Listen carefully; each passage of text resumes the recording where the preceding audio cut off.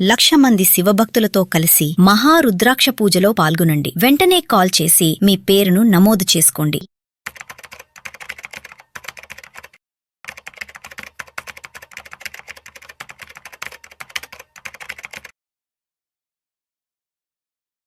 నమస్తే, welcome back to Suman TV. Present మనతో పాటు ఉన్నారు స్టాక్ మార్కెట్ అనలిస్ట్ సుందరామరెడ్డి గారు. నమస్తే సార్. నమస్తే.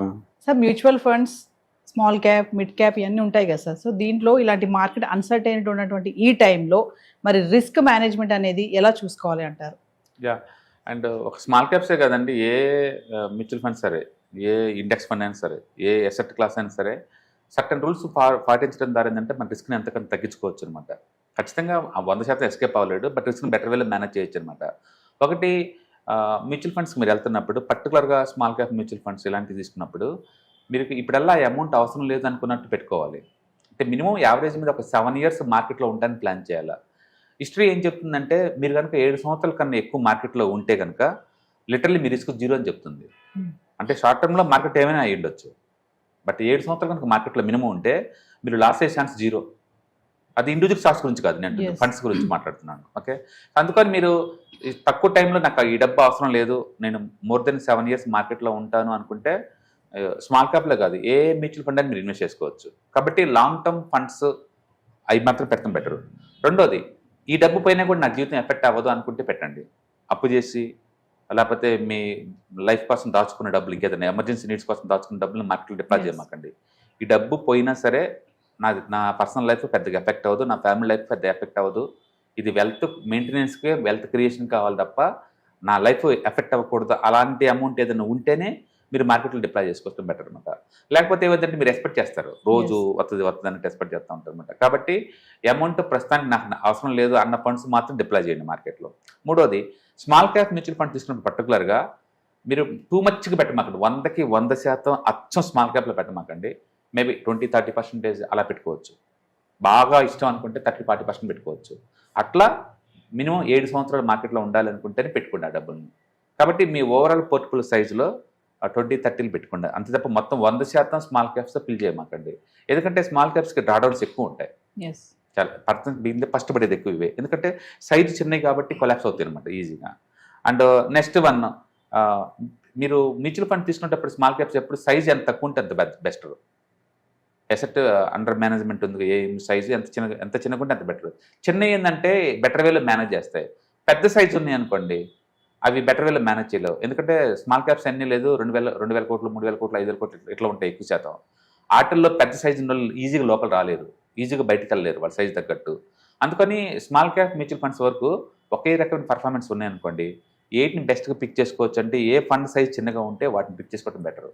అందుకని మీరు ఫండ్ చూస్ చేసుకునేటప్పుడు చిన్న సైజ్ మెయింటైన్ చేసే వాటిని అంటే పిక్ చేసుకోవచ్చు. ఆ తర్వాత రోజు చెక్ చేస్తే ఈ మ్యూచువల్ ఫండ్ అంటే సీన్ లేదు. అంటే డైలీ కాదు, మీరు ఒక 3 months 6 months ఇలా ఏదైనా ఒక రివ్యూ డేట్ పెట్టుకోండి. ఆ టైంలో రివ్యూ చేయండి. అంటే అస్సలు రివ్యూ చేయకపోయినా బ్యాడే, ఫ్రీక్వెన్సీగా రోజు చూస్తున్నా బ్యాడే. అంటే మ్యూచువల్ ఫండ్స్ రోజు షేక్ అవుతూ ఉంటాయి అటు ఇటు. మొన్న ఒక్కరోజే 1 lakh లాస్ అయ్యారు మ్యూచువల్ ఫండ్లో. 3.5% పడ్డాయి మ్యూచువల్ ఫండ్ పోర్ట్ఫోలియో. బట్ ఏ రోజుకి ఆ రోజు వాళ్ళకి చూడకూడదు, ఎందుకంటే మొన్న మళ్ళీ మార్కెట్ రికవర్ అయింది కదా, మళ్ళీ ఈజీగా వచ్చేసి ఉంటాయి అనమాట. అందుకని particular small cap mutual funds అసలే చూడకూడదు, ఎందుకంటే 4-5 కూడా డ్రాప్ అవుతుంటాయి. కాబట్టి డైలీ చూడకూడదు. రెండో, చాలా మంది చేసే పని ఏంటంటే మార్కెట్ పడంగానే ప్యానిక్ గురయ్యి ఎస్ఐపీలు ఆపేస్తారు. యాక్చువల్గా that is the best time to double your ఎస్ఐపీలు. ఎక్కువ ఎస్ఐపీలు తీసుకోండి. హ్యూమన్స్ ఏంటంటే రీసెంట్ బయాస్ ఎక్కువ. మనం రీసెంట్గా ఎండలు ఎక్కువ అవుతున్నాయి అనుకోండి, టూ మచ్గా ఎండలు ఉంటాయి జీవితం మొత్తం అనుకుంటాం. చలికాలం రాగానే బట్ టూ మచ్ సెలవు ఉంది ఈ సంవత్సరం, జీవితకాలం సెలవు ఉంటుంది అనుకుంటాం. అంటే రీసెంట్గా ఏం జరిగితే అది జీవితకాలం ఉంటుంది అన్నట్టు ఫీల్ అవుతాం మనం. అన్ని సీజన్లో ఈ సీజన్ కూడా పాస్ అవుతుంది అన్నట్టు ఊహించుకోలేము. ఓకే, అలాగనే ఈ ప్యానిక్లో ఉన్నప్పుడు ఏమవుతుందంటే అందరూ ఇంకా ఎక్కువ డబ్బులు ఎక్కువ లాస్ అవుతామని చెప్పేసి ఎస్ఐపీలను ఆపేస్తారు. బట్ మీరు ఈ టైంలో ఎస్ఐపీలు డబల్ చేయాలి. యాక్చువల్గా డబల్ చేసి మార్కెట్ రికవరీ దాకా తర్వాత మామూలు ఎస్ఐపీలు పెట్టుకోవచ్చు. అందుకని ఎవరైతే మార్కెట్ పడేటప్పుడు ఎక్కువ ఎస్ఐపీలు డబల్ చేస్తారో వాళ్ళకి త్వరగా మనీ వస్తుంది. ఎందుకంటే తక్కువ రేటు దగ్గర ఎక్కువ యూనిట్ గ్యాదరింగ్ కాబట్టి అది బెనిఫిట్ అవుతుంది లాంగ్ టర్మ్ పాయింట్ ఆఫ్లో. అదొకటి. అండ్ ఫైనల్గా ఏంటంటే అప్పుడప్పుడు మార్కెట్ క్రాష్ అయిందనుకోండి, బల్క్లో పెట్టండి, దాన్ని ఈజీగా హ్యాండిల్ చేసుకోవచ్చు.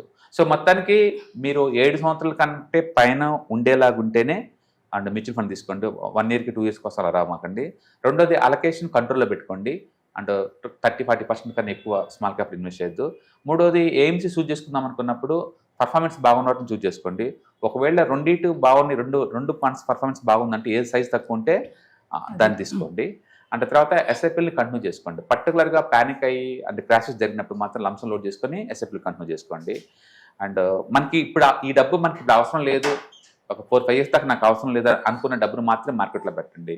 ఇలాంటి పెడతం ద్వారా రిస్క్ని ఎంతకంత మేనేజ్ చేసుకోవచ్చు. మనం మార్కెట్ క్రాష్ ఏదైనా అడ్డుకోలేము, దాని ద్వారా ఏదైనా బెనిఫిట్ ఉంటే తీసుకోవడం తప్ప.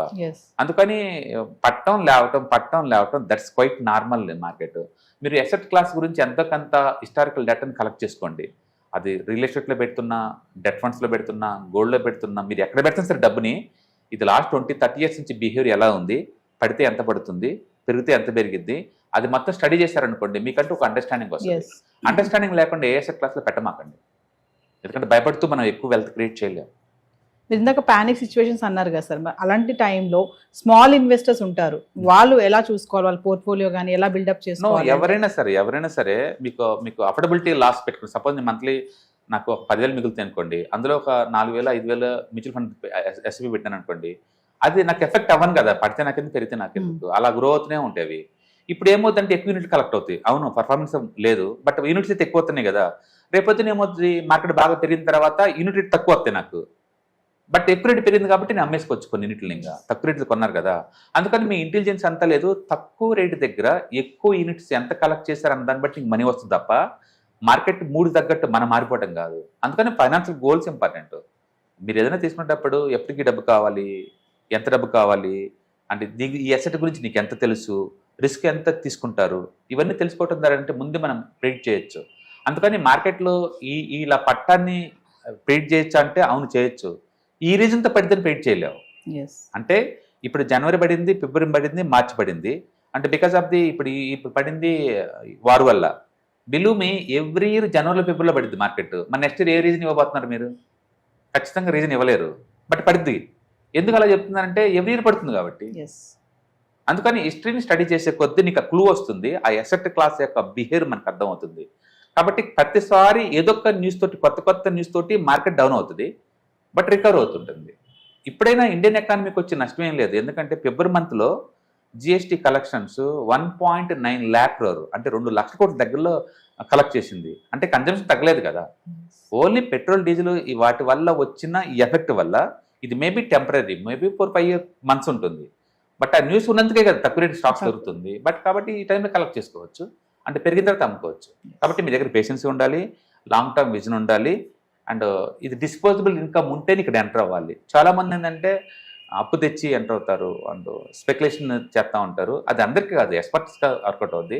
బట్ చిన్న ఇన్వెస్టర్స్ అయితే మాత్రం ఇలాంటి ప్యానిక్లు వచ్చినా సరే ఏం భయపడకుండా మీరు కంటిన్యూ చేసుకుంటూ వెళ్తూనే ఉండండి, అండ్ ప్రాఫిట్ వచ్చినప్పుడు అమ్ముకోండి. డెఫినెట్గా సైకిల్ వస్తుంది. ప్రతి ఎసెట్లో ఏ ఎసెట్ అయినా సరే బాగా సైకిల్ వచ్చినప్పుడు మీరు కావాలంటే అమ్మేసుకోవచ్చు, అప్పుడు దాకా కంటిన్యూ చేసుకోవాలంతే. So your stock market analyst Sundar Ramareddy గారి మార్చి 28, 29, 30 డైలీ 2 గంటలు mutual funds, index funds, ETFs ఎక్కడ ఇన్వెస్ట్మెంట్ చేయాలి, ఎంత ఇన్వెస్ట్మెంట్ చేయాలి, ఎంత ఇన్వెస్ట్మెంట్ చేస్తే ఎంత రిటర్న్స్ వస్తాయి, బెస్ట్ ఫండ్స్ ఏమున్నాయి, ముఖ్యంగా మహిళలు వీడియో చూస్తున్న ప్రతి ఒక్కరు కూడా మరి సుందర్ రామరెడ్డి గారు మహిళలు కూడా స్టాక్ మార్కెట్లో రాణించగలరని చెప్తున్నారు కదా.